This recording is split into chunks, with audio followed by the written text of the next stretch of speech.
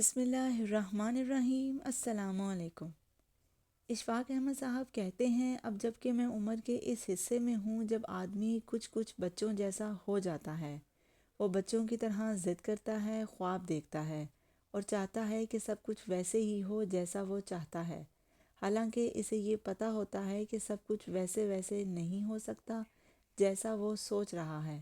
خیر، بچے کو تو علم ہی نہیں ہوتا کہ ویسا ہوگا یا نہیں، اس نے تو ہر اس چیز کی طلب کرنی ہوتی ہے جو اسے اچھی لگے۔ ہم بھی جب بچے تھے یا چھوٹے تھے تو ایسے ہی ضد کیا کرتے تھے، اور یہ والدین کا حوصلہ ہوتا ہے کہ وہ بچوں کی جو ضدیں پوری نہیں کر سکتے، بچوں کو کچھ اور دے دلا کر ان کی توجہ کسی اور چیز کی جانب مبذول کروا کر جان چھڑوا لیتے ہیں۔ خواتین و حضرات، بوڑھے شخص اور بچے میں اتنا ہی فاصلہ ہوتا ہے جتنا ایک گہرے پانی میں ڈوبتے ہوئے شخص کا موت سے۔ ہمارے بابے کہا کرتے تھے کہ وہ شخص جس کے بال عمر سے سفید ہوں اور وہ کم گو ہو، وہ بڑا دانا ہوتا ہے۔ وہ اپنی خاموشی سے خود کو بڑھاپے سے محفوظ رکھتا ہے۔ آپ کو ایسے بوڑھے کم ملیں گے جو زیادہ خاموش رہتے ہوں۔ آپ کو زیادہ بوڑھے تو میری طرح کے ہی ملیں گے جو بس اپنا بھاشن جھاڑتے رہتے ہیں اور خیال کرتے ہیں کہ اگر ہم نے یہ نہ کہا تو شاید دنیا کے کام رک جائیں گے، ایسا کچھ بگڑ جائے گا، اور وہ ہر بات میں اپنی ٹانگ اڑانا ضروری سمجھتے ہیں۔ اب ایسا بھی نہیں ہے کہ بولنے والے سارے بوڑھے یا بابے ہی خراب ہیں۔ عمر جیسے ہی گزرے تجربات کراتی ہے۔ ہر گزرا دن آنے والے دن کی نسبت بعض اوقات بہتر نہیں بھی ہوتا اور بعض اوقات برا نہیں ہوتا۔ جو قومیں ترقی کرتی ہیں وہ اپنے ماضی کو ساتھ چمٹائے نہیں رکھتیں، بلکہ ماضی کی غلطیوں، خامیوں اور کوتاہیوں کو سامنے رکھ کر اپنے حال اور مستقبل میں داخل ہوتی ہیں۔ نوجوانوں کو بھی غلطیاں کرنے کا اتنا ہی حق ہے جتنا ہم بوڑھوں کو اپنی جوانی میں تھا۔ جب تک انسان غلطی نہیں کرے گا وہ اپنی اصلاح کیسے کرے گا؟ میرے ایک دوست کا بیٹا بضد تھا کہ وہ ایکٹر بنے گا، لیکن میرا وہ دوست اسے سختی سے، پیار سے، ہر طریقے سے منع کر چکا تھا۔ تنگ آ کر مجھے کہنے لگا کہ اسے یہ پریشانی لاحق ہے اور اس کا بیٹا اس کی بات ماننے سے معذرت خواہ ہے۔ میں نے دوست سے کہا کہ یار تو اسے کیوں منع کرتا ہے؟ کہنے لگا کہ میں نے بھی اپنے کالج کے زمانے میں اداکاری کی کوشش کی تھی، لہٰذا میں ناکام رہا تھا، اس لیے یہ بھی ناکام رہے گا اور اسے یہ فیلڈ یا پروفیشن اختیار نہیں کرنا چاہیے۔ میں نے کہا کہ یہ کیسے ہو سکتا ہے کہ آپ ناکام رہے تھے تو یہ بھی ناکام رہے گا، لیکن وہ بضد تھا کہ وہ سمجھتا ہے وہی درست ہے۔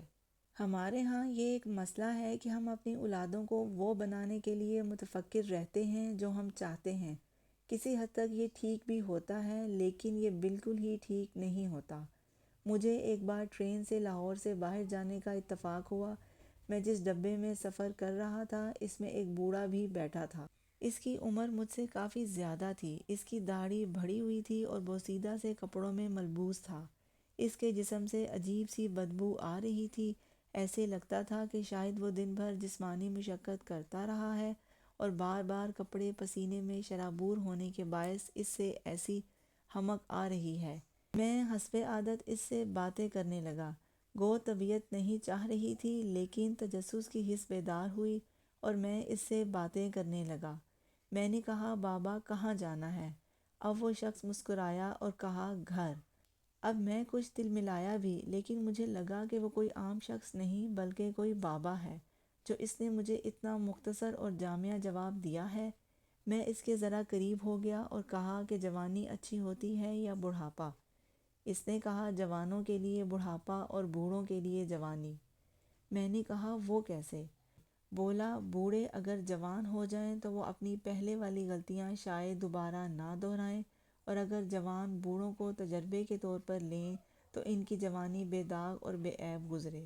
اس بوسیدہ کپڑوں والے بوڑھے نے اتنی وزنی بات کی تھی کہ بڑے مفکر اور دانشور ایسی بات نہیں کر سکتے۔ یہ بات اس کے تجربات کا نچوڑ تھی جو اس نے مجھ جیسے کم فہم آدمی سے کر دی۔ خواتین و حضرات، بوڑھوں پر تمام تنقید چھوڑ کر ان کی باتوں سے بیزاری کو ایک طرف رکھ دیں اور تھوڑا سوچیں کہ ہمیں بوڑھوں کے حوالے سے اور ان سے سلوک کے بارے میں کیا حکم دیا گیا ہے۔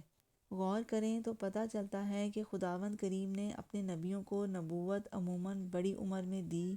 حضور نبی اکرم صلی اللہ علیہ وسلم نے اپنی نبوت کا اعلان 40 برس کی عمر میں کیا، اور حکم ہے کہ بچوں پر شفقت کرو اور بوڑھوں کا احترام کرو۔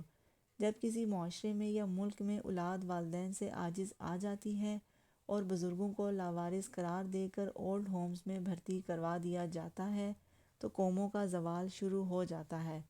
میرا یہ بات کرنے کا مقصد آپ کو ڈرانا نہیں ہے، بلکہ بتانا ہے کہ اس سے بگاڑ جنم لینے لگتا ہے۔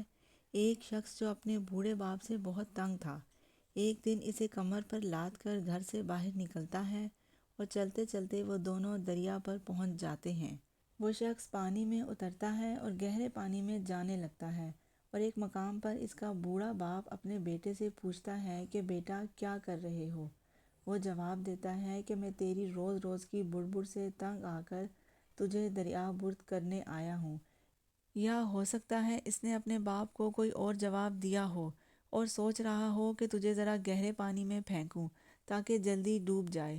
تو اس کا بوڑھا باپ جواب دیتا ہے، بیٹا جس جگہ تو مجھے پھینک رہا ہے یہاں نہ پھینک، بلکہ ذرا اور آگے اور گہرے پانی میں پھینکنا۔ بیٹا پوچھتا ہے کہ یہاں کیوں نہ پھینکوں؟ اس کا باپ کہتا ہے کہ اس جگہ میں نے تمہارے دادا اور اپنے باپ کو پھینکا تھا۔ یہ سن کر اس کا بیٹا اپنے باپ کو واپس گھر لے آتا ہے، کیونکہ وہ سوچتا ہے کہ جب وہ بوڑھا ہوگا تو اس کی منزل اس سے بھی گہرا پانی ہوگا جہاں وہ اپنے باپ کو پھینکنے والا تھا۔ عدلے کا بدلہ تو ہونا ہی ہوتا ہے۔ ہمارے بزرگ بھی ایک بہت بڑی نعمت ہیں، اور خدا کا شکر ہے کہ ہمارے ہاں ابھی ان کا احترام کیا جاتا ہے۔ یہ احترام رہنا ضروری ہے۔ یہ بوڑھے اور بزرگ اسی اثاثے کی طرح ہیں جو یہ اپنے اولاد کے لیے چھوڑتے ہیں، خواہ وہ جائیداد کی صورت میں ہو، اخلاقیات کی صورت میں ہو، اچھے کردار کی صورت میں ہو۔ ہم بھی عہد کرتے ہیں کہ ہم سب اپنے بزرگوں کا احترام کریں گے اور تا حیات کرتے رہیں گے، اور یہ ہماری تربیت کا اولین فریضہ ہے۔ ہم کسی صورت میں بھی اللہ کی اس دی ہوئی نعمت کی ناشکری نہیں کریں گے۔ اللہ آپ کو آسانیاں عطا فرمائے اور آسانیاں تقسیم کرنے کا شرف عطا فرمائے۔ آپ سب کا بہت بہت شکریہ۔ آپ لوگ میری ویڈیو دیکھتے ہیں، سنتے ہیں، سمجھتے ہیں، پسند کرتے ہیں، شیئر کرتے ہیں، اور میرے چینل کو سبسکرائب کر کے مجھے موٹیویٹ کرتے ہیں۔ جزاک اللہ۔